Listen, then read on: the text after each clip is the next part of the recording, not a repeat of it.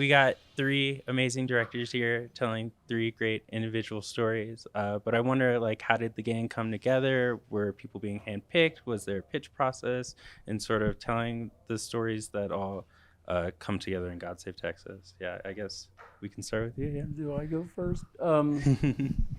Yeah, well, we all were kind of rallying around Lawrence Wright's book, God Save Texas. He got in touch with all of us, and he and Alex Gibney thought, are there films here? You know, can we make a trilogy of films? So, I don't know. They all ended up very personal films, kind of, his book's personal and kind of, nonfiction and investigative journalism. And so I think we all took our cues from that and made our own versions of that about our hometowns.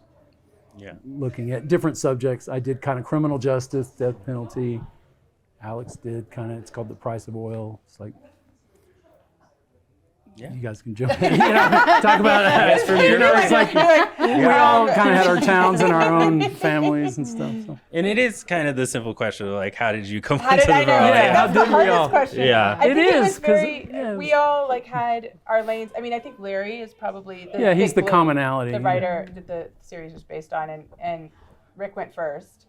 And then I think it was just kind of like, okay, it was really important to find an authentic Texas voice and a director who is from Texas to tell the stories. And so I came on board second, and from Houston, and I did a lot of phone calls with Gibney and Larry Wright to kind of figure out, like, okay, what's my story going to be? And yeah, and I was the last to shoot, and I'm from El Paso, from La Frontera, and and it's similar.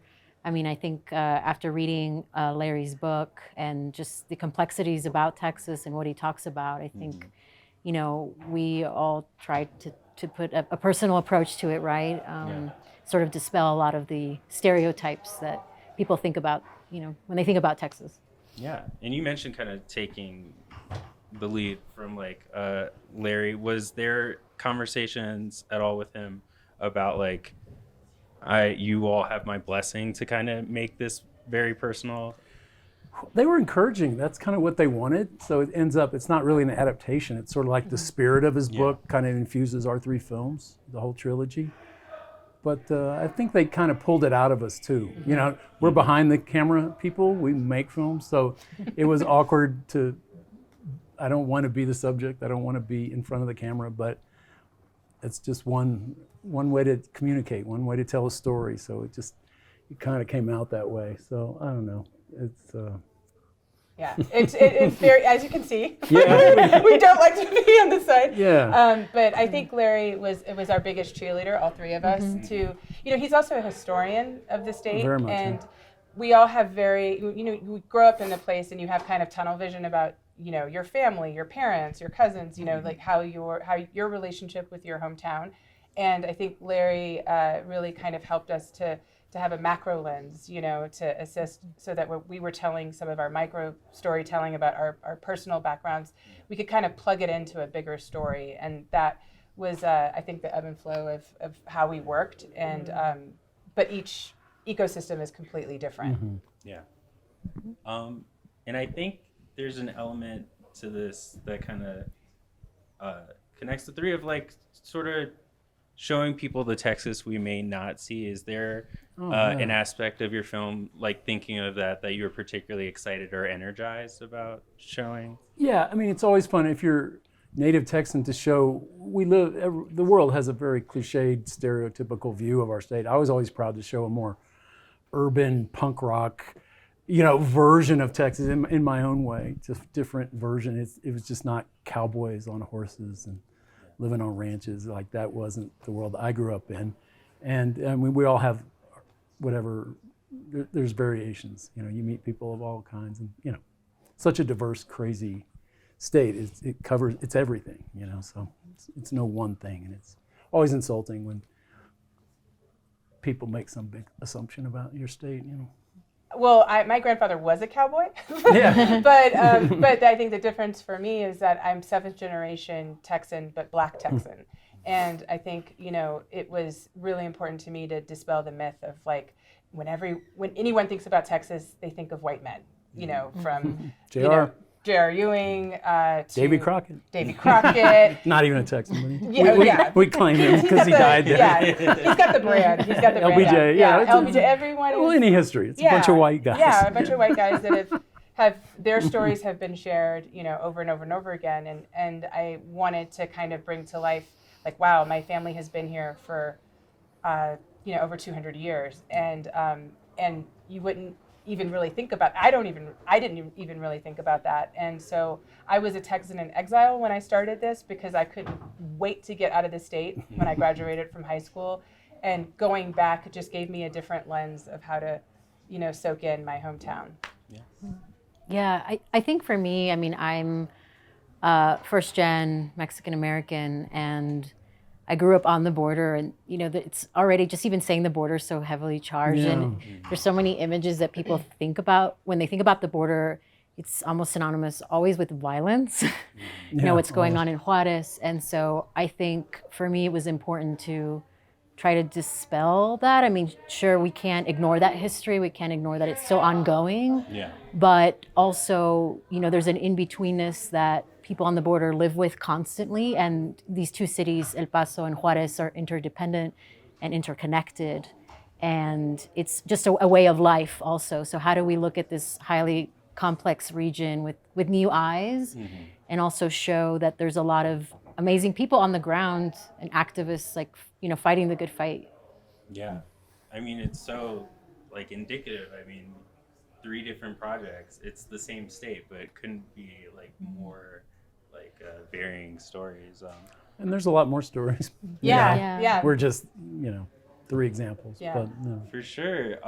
But like being Texan directors, like coming in, these are films that show the good and the bad, but I wonder, like, sort of the people you were interacting with, the people you were spotlighting, did it feel like they could really feel the vision, and like sort of did they feel as if this was coming from a community, or was it still like a challenge? And I don't know. How do you feel? You I know, think- sometimes you're Well, we were like just- are you manipulating people? Are you're trying to pull them in? You're trying to get their story? I Yeah. mean, the way we're telling our own stories, we're asking them to tell their stories. But I think Texans, we were just talking about this with I have a lot of family that works in oil and gas, you know, in the industry, and my whole film is about the price of oil. Like, what is the price that my community plays to have ground zero for our energy capital being in Houston? And it's not that you're trying to exploit anyone or you're trying to do gotcha journalism, but I do think we come from a very welcoming culture, but we also come from a place where we know most Texans understand that people make fun of us, people two-dimensionalize us, people, you know, want to like turn, you know, complex conversations into a headline. Yeah. And so for me, at least with my family, I felt like it was a chore it was really hard to get some of my family members to be a part and to be on camera, because they're very private, you know, and they work in oil and gas, and you don't want to bite the hand that feeds you. And here I come, coming home, being in exile for 20 years. It's like, oh, you California liberal, you know, like, what are you going to do? And now you're going to, yeah, you traitor. And it's like, no, but we have to author these conversations, you know? So that was part of my experience. Yeah, I think, you know, El Paso now also has become synonymous with what happened in 2019 with the Walmart shooting. And I found that the community was really open and wanting to tell their story in their own way. I think because there's so many stereotypes about the border. Yeah. And I feel, you know, a lot of filmmakers sometimes get it wrong. And I think there's a way of correcting that history. And you know, there was a lot of people on the ground that wanted to tell their story and share it, and especially what's happening right now with the migrant crisis, and you know, giving more of a comprehensive picture of what exactly is happening on the ground was important. Yeah. There can be so much going on when it comes to filmmaking. Sort of, how do you stay focused? Do you have strategies and the ways in which you try to keep on track as you're working on a project like this?